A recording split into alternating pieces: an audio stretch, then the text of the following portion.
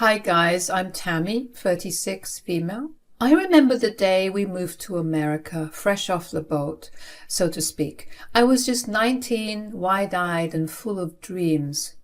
But it was Stella and Vito, our Italian neighbors, who really made us feel at home. They were like a second family to us, always there with a warm meal or a helping hand. And Vito, he was my partner in crime from the start. Growing up, I admired Stella, a single woman who worked tirelessly to ensure Vito had the best shot at success. I guess you could say we grew up together. Vito and I hung out in the same streets, went to the same school, and our families intertwined seamlessly. It was only natural that as we got older, Vito and I started seeing each other in a different light. We fell in love, and our families couldn't have been happier. It was like a fairy tale. I was 23 when we tied the knot, and we were ready to build a life together. Our families pitched in, helping us set up our first apartment. Everything was perfect.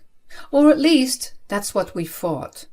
Then came the tragic news. Vito's father had passed away. It hit him hard, and I watched as the weight of grief settled on his shoulders. We were just starting our journey, and life threw us a curveball. Vito's father had never been a part of his life, at least not in the way any kid would wish for. It was like his dad had checked out long before we met. Even with Stella by his side, Vito held this resentment deep within him. The why and the how of his dad leaving him were questions that haunted him. Stella, in her moments of vulnerability, would share stories of an abusive, troubled man. Vito's father, drinking, drugs, and financial ruin seemed to be the common threads in these stories. But for Vito, the image of his father was tangled in a web of conflicted emotions. Despite everything, he longed for a connection, a hero to emerge from the ruins. And then the news of Vito Sr.'s passing hit us like a tidal wave. I could see it, the grief, the confusion, the pain, all swirling in Vito's eyes. He had lost a man he barely knew, yet one he desperately wanted to understand and love. In that moment, I had to step up and be the anchor to weather the storm of emotions that threatened to consume him. I became his sounding board, listening to the stories he dared not share with anyone else. The conflicting feelings of loss and relief mingled within him. I held him tight, reminding him that he wasn't alone in this, that he had a family, a real one, right there. As Vito fought with the weight of his father's passing, I knew he needed to find his own way to heal. He sought solace in the bottom of a bottle, and initially I let him be. I figured he needed time to drown his sorrows, and who was I to dictate the pace of his recovery? Everybody needed a little liquid courage every now and then, right? Unfortunately, the smell of alcohol became a familiar presence in his breath, and for a while I turned a blind eye. But as the days turned into weeks and the weeks into months, it became apparent that things were spiraling out of control. There were nights when he didn't come home at all, and that was when I knew I had to step in. Putting my foot down, I decided it was time for an intervention. I invited Stella to join us. After all, she had weathered the storm of Vito Sr.'s turbulent existence longer than any of us. The three of us sat in the living room, the air tense with unspoken words and the lingering scent of concern. I spoke from the heart, expressing my worries and fears about Vito's well-being. Stella, too, chimed in with the perspective of a mother who had witnessed her son struggle with his father throughout the years. We weren't here to judge or condemn. We were here to offer support, to help Vito find healthier ways to cope. Oh, come on, what the hell is this? Vito, we need to talk. This can't go on. Your wife and I are worried about you, Vito. You can't keep going down this path. What path, huh? It's my life, not yours. Vito, we love you, but you can't keep drowning your pain like this. It's tearing you apart. Your father's gone, And I know it hurts, but this isn't the answer. I don't need a lecture from you two. I can handle my own problems. I'm a grown man. Vito, you're not handling anything. You're disappearing into this bottle, and we can't stand by and watch it happen. We want to help you heal, son, but you have to let us in. I don't need your help. I don't need anyone. Just leave me alone. Vito, please just talk to us. We're not against you. We're on your side. We're your family, Vito. Let us help you. We tried pleading and begging some more, but he just shouted, I said, leave me alone. Life, after the failed intervention, became a blur of broken promises and shattered dreams. It seemed like the more I tried to reach out to Vito, the more he slipped away. I felt like a stranger in my own marriage. Watching it crumble before my eyes, Stella and I became each other's confidants. Sharing our fears and frustrations over the phone, we'd console each other, trying to make sense of the chaos Vito had unleashed upon our lives. But deep down, we both knew we were powerless against the grip of his addiction. Nights turned into a twisted routine. When Vito wouldn't stumble through our front door, he'd stay at Stella's place, his old home, taking advantage of the key he never returned.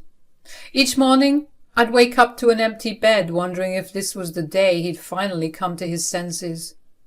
The strain on our relationship was undeniable. The man I married, the one who held so much promise and potential, was slipping away. The romanticized image of us growing old together had faded into the harsh reality of dealing with a husband who had succumbed to his demons. And I was getting fed up with it all. One night, after yet another round of senseless arguments, Vito slurred out what he thought was a brilliant idea. A scheme, a plan to turn everything around. But by then, my patience had worn thin, and I couldn't bring myself to entertain his intoxicated fantasies. I longed for the man I fell in love with, not this distorted version fueled by addiction. I remember that night like it was yesterday. Vito stumbled into the room reeking of alcohol and desperation. His eyes held a wild, feverish glint as he cornered me, his words slurred, yet strangely intense. Listen, Tammy, we gotta have a baby. A baby? Vito, you're not in any condition to... But he cut me off, his voice growing louder and more aggressive. No, Tammy, you don't get it. Having a baby, that's how you leave your mark on the world. It's how you show everyone you've accomplished something. I need that. I need to leave something behind. I shook my head, a pit forming in my stomach. Vito, you're not thinking straight. Bringing a child into this mess isn't a solution. We need to fix our lives first. I know you're still hurting from your dad's death. I don't care. I want this, and you should too. In that moment, I realized I needed a strategy, a way to get through to him without escalating the situation. I took a deep breath and said, Vito, I'll only consider having kids with you if you clean up your act. I won't bring a baby into a messed up family dynamic. You need to get your crap together. I hate what your father did to you and your mom, and I'll be damned if I let it happen again. For a moment, conflicting emotions flashed across his face. He seemed torn between the desire for a family and the acknowledgement that his life was spiraling out of control. Finally, he sighed, a defeated look in his eyes. Fine, Tammy, I'll do it. I'll clean up and get my act together. We'll have a kid, and everything will be perfect. You'll see, everything is going to work out just fine. After Vito blurted out that he wanted a baby, I spilled the beans to Stella about everything that had happened the morning after. She wasn't sure it would work, but kept her fingers crossed, hoping it would help Vito get his act together. Vito gave it a shot trying to turn things around, but the same old cycle of quitting booze and then going back to it haunted him for 3 whole years. It took a toll on us, and I started to wonder if it was even worth holding on to a future that looked less likely each day. When I brought up the idea of leaving, Vito, maybe feeling desperate, made a big promise. He swore off alcohol for good, saying things would be different from this time. I was skeptical, of course, given the past 3 years of broken promises, but surprisingly, Vito stuck to his word and managed 2 years of sobriety. I was 30 at the time we were celebrating his sobriety, and that's when I told him I had the perfect gift for him. I revealed that I was pregnant, telling him that I had stopped taking my birth control a couple of months before so that this would happen. There were mixed emotions, but Vito's happiness overshadowed any doubts. He pledged to be the best dad ever, better than his father, and for the first time in a while, a happy family seemed like it could be a reality. After a smooth and peaceful 9 months, I gave birth to a beautiful baby girl named Kerry. Life seemed perfect for us and our little family, and things were going well between us all. I had a beautiful life, a beautiful daughter. Perhaps I took it for granted at some point because everything went to shit when Kerry hit the ripe age of 3. Around this time, Vito started acting all kinds of strange. He'd stroll in looking dodgy, and I couldn't help but wonder if he was up to some cheating or worse, a relapse. Sadly, my suspicions weren't misplaced. Turns out Vito slipped up one night during an office party and started on the alcohol again. He revealed this to me when I caught him one night sneaking in at 3 a.m. smelling like some cheap liqueur. I was disgusted. I didn't want this crap in my house, and I was this close to kicking him out because, like I said all those years ago, I wouldn't allow that nonsense in my child's life. I tried not to explode in anger, wanting to acknowledge the progress he'd made, but frustration got the better of me. I hoped that the battle with alcoholism was behind us for good, so I wanted to hear him out and see what triggered him to mess up so badly once again. Babe, I know how hard you've been trying, and I don't take the past couple of years of our lives in vain.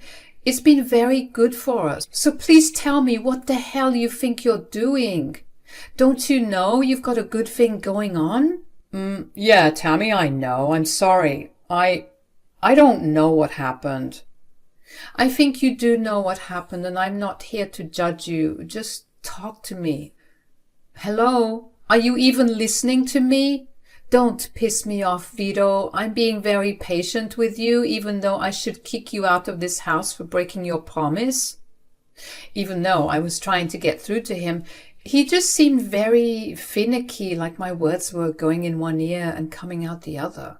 My frustration burst into a yelling match. I demanded answers, questioning why he insisted on wrecking our lives. Vito looked more anxious than usual, finally let slip something that made me want to smack the snot out of him. Vito, what the heck is your problem? You've been acting so weird lately, weirder than usual. No, Tammy, it's not like that. Well, what is it then? Spit it out. I'm in some serious trouble, Tammy. I got into it with some shady guys. If I don't pay back these guys, things are going to get really bad. I was beyond furious, screaming, cursing at Vito for the colossal mess he had gotten us into. He was lucky that little Kerry was peacefully sleeping in her room, or our home might have transformed into a bloody crime scene. I demanded he spill everything, leaving nothing hidden. Vito reluctantly began to reveal the disgusting details of his situation. It started with harmless bets among friends, but soon spiraled into a full-blown gambling addiction. Perfect. On top of battling alcoholism, he's now a gambler. Just great. Anyways, he kept losing money, spiraling further into debt. Debt that I had no clue about until the moment, mind you. Vito confessed to borrowing money from some shady guys, assuring them that he would repay every cent and more. However, his losing streak persisted and the shady guys grew impatient. Their threats escalated, vowing to visit our home and resort to violence if Vito didn't settle the debt. The rage within me reached new heights. I couldn't fathom how he'd let things escalate to this point. The safety of our family was now at stake because of his reckless choices, and I was done. And then in the midst of my anger, Vito had what he considered a brilliant idea. "But babe, I have a solution to all of this." "What solution?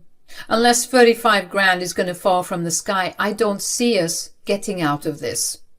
You've seen how beautiful Carrie is. What if we put her in those pageant shows? She's going to be a guaranteed winner. I mean, just look at that face. And they're paying these kids a buttload of money, babe. I swear this is going to work." "No way, Vito. I won't let you exploit our daughter like that. Those pageants are toxic, feeding into this messed up beauty industry. I won't have Carrie paraded around like a doll for a bunch of perverts. And even if it wasn't so toxic, I wouldn't let you bring her into your mess." "But I'm serious, Vito. You got another thing coming if you think you're putting her in that pageant." "Babe, just listen. If you ever bring up something like that again, I swear I'll rip your ears off. You hear me?" After the argument, Vito sulkily left, seemingly offended that I didn't endorse his reckless plan. He really must be an idiot if he thought that I would say yes. When he slammed the door and left, I was left alone with my thoughts, thinking about the gravity of the situation. It became clear to me that I needed to put as much distance as possible between us. The next morning, bright and early, I hastily packed essentials for Carrie and myself. We went to my parents' house, seeking peace from the chaos that had threatened our lives. Vito returned home late that night, only to find our absence. I knew this because he left a crap ton of frantic calls demanding answers about where we were and how we could leave him. During our heated phone conversation, I dropped the bombshell. I wanted a divorce. The chaos and danger that Vito had introduced into our lives were too much for me to bear. I knew both Carrie and I deserved better.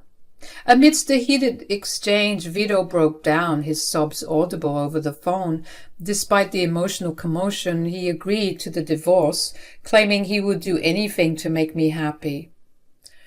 Thank God Vito was actually very compliant with the clauses of the divorce.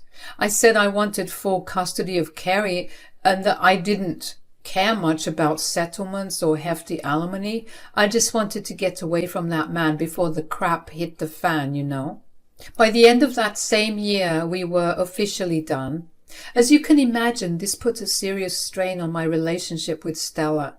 She understood my side of things, but of course her loyalty was still with her son, so talking and hanging out was put at a halt. I was very sad for Carrie. She barely understood what was going on, but losing her father and her grandma so soon must have been hard for her. I'm hoping that when she's older she'll understand where I was coming from, and that I did everything to protect her. So 3 more years rolled by and Carrie hit the big 6. I managed to build a life for myself without Vito, chilling in a nice little apartment with my baby girl. Things were going smoothly, and I really didn't want to hear from Vito or know what he was up to after that whole mess with owing money to people. I was just living a peaceful life, focused on taking care of my daughter. Then out of the blue one night there was a knock on my door, and when I swung it open, there's Stella, looking all helpless and worn out, like, what on earth is going on now? "Stella, what are you doing here?" "Look, there isn't much time." "How did you get my address?" "I got it from your parents, Tammy. Look, Vito isn't doing well." "Oh, tell me about it." "I know, Stella." "No, like he really isn't doing well. Ever since the divorce, he's been a complete wreck. Nobody can get through to him. He keeps moaning and groaning that he's saying that the only solution is if he can see his daughter at least one last time." I don't know, Stella. I still have a lot of love for you, you know that, but I can't put Carrie in danger like that. Please, Tammy, I'm begging you. I've tried everything. Why do you think I haven't contacted you in so long? Do you think I want to be here? I wish I could find any other way, but this is the only solution. I then turned to see Carrie, who was off in the distance, watching TV innocently. This is the only thing that will save him, Tammy. Seeing his daughter, please, you have to let me take her. After seeing her crying and thinking about it for a while, I caved into Stella's plea to take Carrie to see Vito. I figured with Stella there, everything would be fine and she could handle her and that Vito wouldn't harm my baby. Stella and I agreed that Carrie would sleep over for 2 nights, and if all went well, I might reconsider shared custody. Stella was super thankful and I went to pack a bag for Carrie, sending her off with Grandma Stella. 2 nights came and went and I was expecting Carrie and Stella to come home. But it was getting late. I kept calling Stella to see what was up. Eventually she answered, saying that Carrie wanted to stay an extra night. When I asked to talk to Carrie, Stella said she was sleeping and that they'd chat in the morning. I was a little suspicious, but I chalked it up to typical motherly paranoia, so I didn't want to go off the deep end and go ballistic on them. I mean, 3 years had passed, so it was only normal for them to want to spend as much time with Carrie. So I agreed for Carrie to come in the morning. But, just like the day before, Stella didn't drop her off and avoided my calls until late at night. I figured Stella was just being an overly attached grandma, and when I managed to talk to Carrie that night, she seemed okay, saying she missed her daddy and grandma. That's when I said I'd pick her up myself in the morning. But when I asked for the location, Stella dodged the questions. Another day passed, and then another day, and still no peep, no nothing. After 5 days of this, I had enough. I needed to get my daughter back. I activated the Apple AirTag I put in Carrie's bag and found out where she was. So I went to the house and banged on the door. Nobody answered, but I could hear Carrie crying inside, so what did I do? I decided to break the door down. When I got in, I saw Carrie dressed up in some poofy dress with tons of makeup, crying because she didn't like any of it. Her hair was in some big updo, and she looked very uncomfortable. But what shocked me even more was right by her side there was Vito and Stella, getting her ready for what I could only guess was a pageant. What the heck? I lost it. Absolutely lost it on them both, demanding to know what the heck they thought they were doing. Vito and Stella stumbled over their words, trying to explain that Vito was still drowning in debt and they needed money, so they signed Carrie up for a competition. Luckily, I was there before they could go through with their foolishness. I was beyond furious and decided to call the police. Stella and Vito begged me not to, but I wasn't having any of it. I started wiping off the makeup, yanking Carrie out of that ridiculous dress, and dismantling her painful-looking hairstyle. I told them they'd rot in jail because I'd exposed Vito's gambling, and I hoped the people he owed would come for them and deal with them accordingly. "Tammy, please listen to us." "You know, Stella, when you came to me 5 days ago, I thought that you were being sincere. That's why I let you keep my daughter for 5 days. I thought that her trustworthy grandma would take care of her, as she promised. But clearly, I was wrong. I expected this type of crap from Vito, but you? This is a new low. You are both sick. I guess the apple didn't fall far from the tree." The police had arrived, and I had put my daughter in the car, telling her to lie down and try and rest. She was obviously relieved to see her mama come to save her, and I couldn't be happier that I came at the time I did. Who knows what could have happened if I had come later?